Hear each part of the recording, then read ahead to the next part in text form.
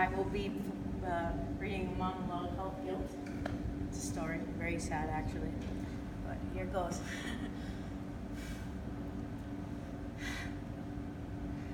What do you do when you see something you don't want to see? You look away, right? Well, what if it's something you just can't forget? Well, you never forget, you just don't want to remember. I saw my brother. I saw my brother die. I watched him get murdered, and the worst part is that I didn't do anything to help him. I couldn't. He wouldn't let me. He made me leave him there to die. He told me to go back upstairs and not look back. And he died in his room in our basement on a Tuesday morning. When we got to the hospital, there was nothing they could do. He was already gone. Guilt. We've all had it at some point in our lives. Whether it be because of something small, like lying, or something big, like cheating, we've all dealt with our own. But what happens if this guilt comes from something we didn't do? Let's follow this sister's story as she deals with her guilt by Krystle Henninger. When we were little, my brother and I would walk to the park every day and would push me on the swings, and each time he pushed me, I would say, higher, higher, wanting to go all the way to the sun, but not too close. I didn't want to burn myself. On some days, the girl next door, Michelle, well, she would tag along. She and I were the same age, and our parents, well, they were very close. We didn't get along at first, but then we became the best of friends. My brother, however, was jealous. I did tell him he could play with us, even though he was a year older. Eventually, they hit it off. Years later, they even dated, but I'm getting ahead of myself here. In the summers, we would go to the lake. It was a small lake. It was actually a pond, but there were fish in it, and we'd feed the fish and roll down the grassy hill.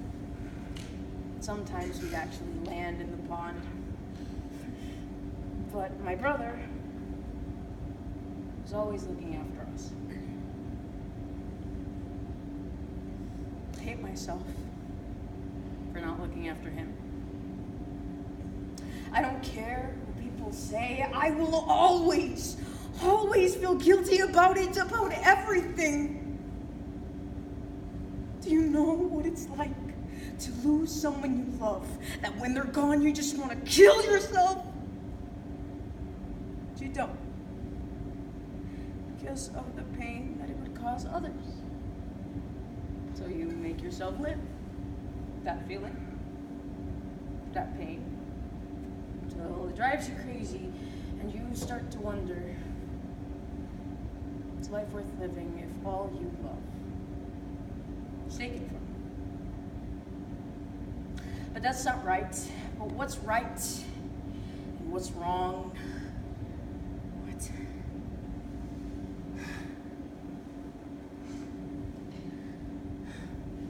For the first few days following my brother's death, it was all I could think about. I would wake up screaming in the middle of the night because I dreamt about it. I told the police everything. I was watching TV. When I heard the back door open, then I heard footsteps going downstairs. My brother's room, then I heard a scream. So I went to go see what was wrong. It was Michelle. She had a knife to my brother's throat. She told me that if I let her do what she needed to do uninterrupted, she wouldn't kill me. I started to argue, but my brother told back. I got 3/4 of the way up, and I dialed 911. Then I set the phone across the hardwood floor into the kitchen, and I crouched down and peeked over the banister.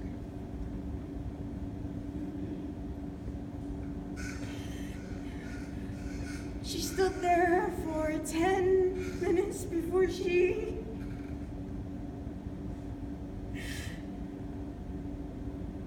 slit his throat. She told him how much she regretted having to do it, but that it needed to be done. She said that if he would have taken her back, she would have killed him. He didn't say anything. For the first time in a really long time, I saw my brother cry. And as soon as she did it, I cried out, and she just looked at me.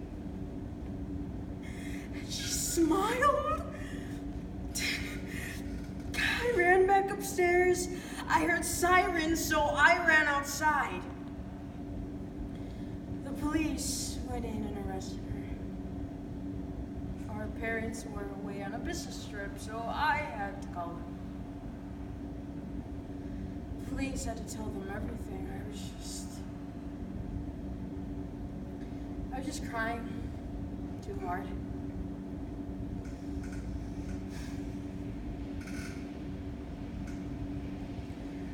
She's been on death row for 12 years now. She killed my brother because of a broken heart, and don't even think about telling me what's wrong. I trusted her! She had been my best friend since we were little. How could I have possibly been so blind?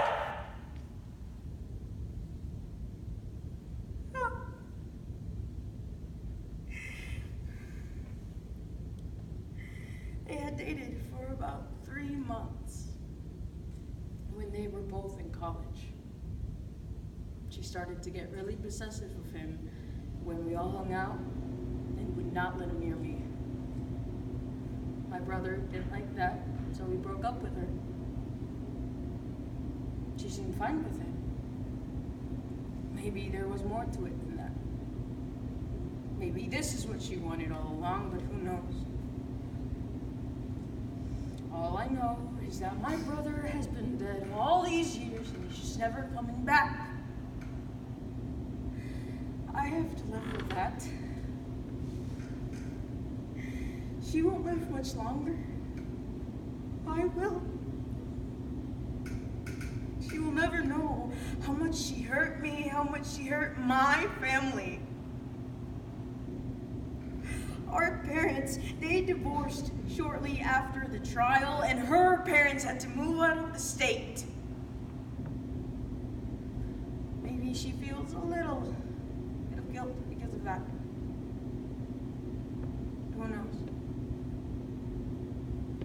All I know is that she's getting what she deserves, but what about me?